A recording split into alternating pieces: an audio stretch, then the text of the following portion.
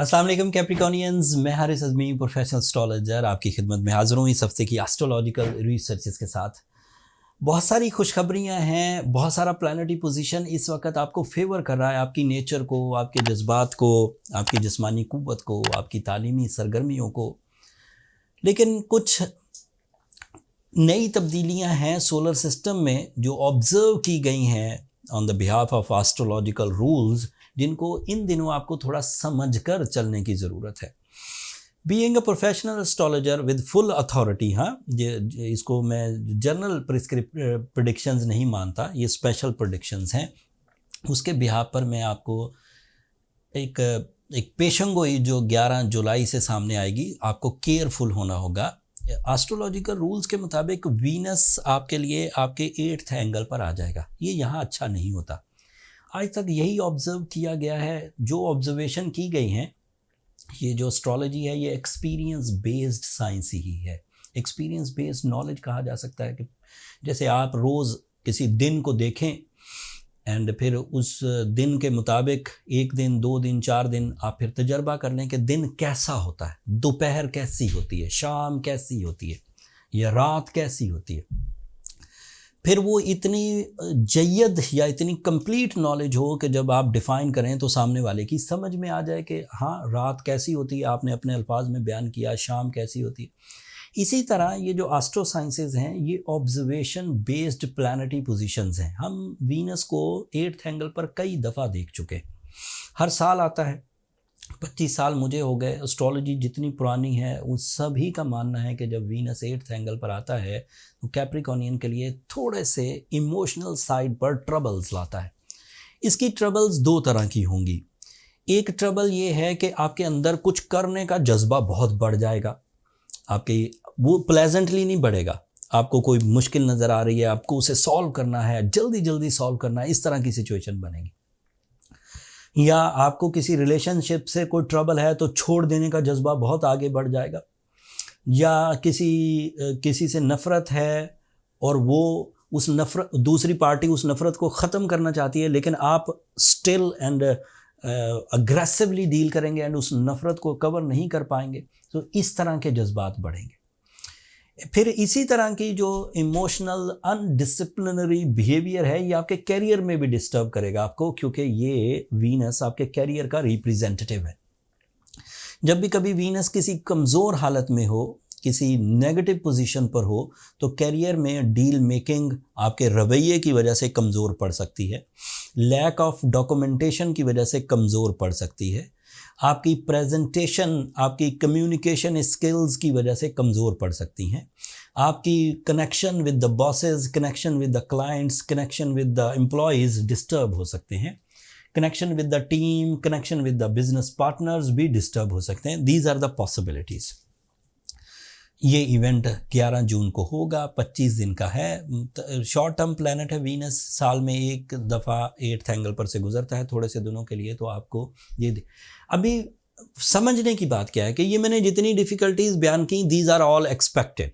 But अगर कोई कैप्रिकॉर्नियन बहुत स्पिरिचुअल बिलीव्स रखता है, हम्बल है, ह्यूमरस है, लविंग है, केयरिंग है, फिर पिछले 5-7 महीनों में उसने बहुत अच्छे रिलेशंस बनाए हैं, इज़्ज़त बनाई है, इख्तियारात बनाए हैं, अखलाकियात पर काम किया है, लाइफ स्टाइल को अपग्रेड किया है, रिलेशनशिप को स्ट्रॉन्ग किया है, उसके ये 25 दिन आराम से गुजर जाएंगे, कोई प्रॉब्लम नहीं आएगी। लेकिन ऐसे कैप्रिकॉर्नियन जो पहले ही गुस्सा नाक पे धर के बैठे हैं, ऐसे कैप्रिकॉर्नियन जो पहले ही नफ़रतों में मुब्तला हैं, ऐसे कैप्रिकॉर्नियन जिन्होंने रिलेशनशिप के लिए कुछ नहीं किया, ऐसे कैप्रिकॉर्नियन जिन्होंने अपनी हेल्थ के लिए कुछ नहीं किया, ऐसे कैप्रिकॉर्नियन जिन्होंने अपने साइकोलॉजिकल पीस के लिए कुछ नहीं किया, वो फिर इस 25 दिनों में उलझ जाएंगे। उनके उलझाव को ओवरकम करने के लिए जो मेरे पास रेमेडी है on the behalf of my experience, my career, अगर वो सूरह शम्स पढ़ें 5 दफ़ा एक दिन में, तो उससे उनको दिल इत्मीनान आएगा। वैसे ही अल्लाह का ज़िक्र दिल में इत्मीनान पैदा करता है, ये कुरान मजीद बल्कि अल्लाह के अपने दिए हुए कवानीन में से एक कानून है, अला बिज़िक्रिल्लाह तत्माइनुल कुलूब, ख़बरदार हो जाओ, जान लो कि दिलों का इत्मीनान सिर्फ़ अल्लाह के ज़िक्र में है। तो वो जो बेचैनी या जो नकाहत या जो ट्रबल या जो अग्रेशन, कोई सुस्ती या किसी तरह की नफ़रत पैदा होती है, वो सूरह शम्स से 5 दफ़ा पढ़ने से कवर हो जाएगी। एस्ट्रोलॉजिकल डिफ़िकल्टीज़ को दूर करने के लिए जिस तरह की फ़िज़िकल स्ट्रेंथ चाहिए होती है वो आपको ब्लू सफ़ायर से मिल जाएगी। अगर आपने ब्लू सफ़ायर साइंटिफिक प्रिस्क्रिप्शन के तौर पर और सूरह शम्स मज़हबी या इस्लामियात की तौर पर आपने पढ़ा तो ये एक बेहतरीन कम्बिनेशन है for the treatment in the spiritual sciences, in the medical, in practical abilities like जिन्हें हम मटेरियल साइंसेज कह सकते हैं। सो इन दोनों चीज़ों को मिलाकर आप ट्रैक पर दोबारा आ जाएंगे अगर आप कमज़ोर कैप्रिकॉनियन हैं एंड उससे ग्रोथ मिल जाएगी। फिर भी कुछ कमी रह जाए, आप रेमेडी भी परफॉर्म कर रहे हों, फिर भी रिश्ते डिस्टर्ब कर रहे हो, फिर भी हेल्थ डिस्टर्ब कर रही हो, तो फिर ज़रूरत इस अमर की है कि फिर अपनी पर्सनल कैलकुलेशंस की तरफ जाइए।